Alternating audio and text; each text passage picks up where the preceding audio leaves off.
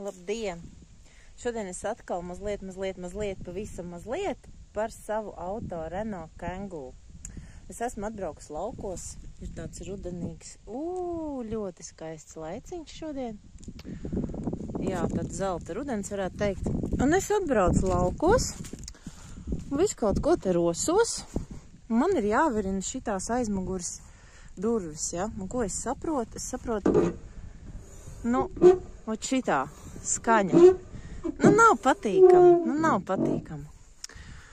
Ko es varu darīt? Man ir līdzi vienmēr šitāds brīnum līdzeklīts.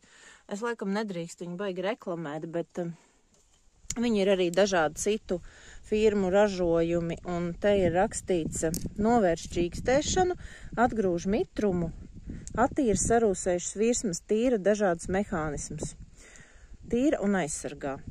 Jā, šitas ir konkrēti viens ražotājs, bet es zinu, ka viņi ir arī citiem ražotājiem. Un tas ir, ātrais variants, ko es varu izdarīt, jo, man jau kas ir vajadzīgs? Man ir vajadzīgs bišķiņ ieļot, un šis līdzeklīts ir tāds drusku eļļēns, reku aizmugurītē, te var redzēt, te ir pastāvīgi vasarā putekļi, jo man sanāk braukt pa lauku ceļiem, un, protams, ka tā eļļiņa visa kaut kur ar tiem putekļiem ir pazudusi, kas tur ir bijusi. Pamēģināsim tagad to izdarīt. Man liekas, ka baigi daudz nevajag, jo viņš smuki reku notak. Otrā pusīte arī. Es pat uzpūtīšu, man liekas, pašā augšiņā. Un viņš ļoti skaisti notak lejā. Man liekas, ka nevar baigi redzēt. Bet, burtiski bišķiņ. Tā, labi. Tagad mazliet pagaidam, lai viņš bišķiņ notak. Un tā. Un atveram. Un kas mums ir? Mums ir klusums. Mums ir lieliska, maiga, dziedoša skaņa. Un es biju ievērojis, ka tieši tas pats ir arī ar šīm te sānu durvīm. Atšķirā. It kā nekas īpašs, bet, nepatīkam tā skaņa. Viņa ir tāda, mehāniska un tāda, nav forši.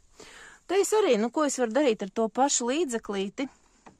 Es vienkārši skatos, kura ir tā vieta, kas skan. Man šķiet, ka šī ir šī te vietiņa, jo te ir tieši tā kā tas durvi savienojums ar korpusu, un tur apakšā ir vēl viena tāda pati vietiņa. Un te vēl pa vidu ir maza eņģīte, bet tā, man liekas, ka ļoti nerada nekāda skaņa. Un ko es atkal darīšu?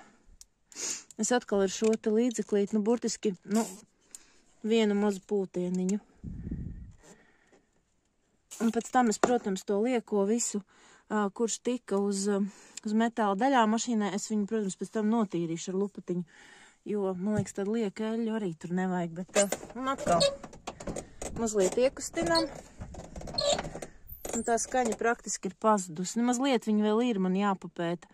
Tās durvis virinot iespējams, kad ar laiku viņa pazudīs. Tā tas notiek, un tā pa mazam bišķītim atkal kaut kādas mazās lietiņas es varu izdarīt pati. Jā, paldies, ka klausījāties, varbūt kādam noder. Atā!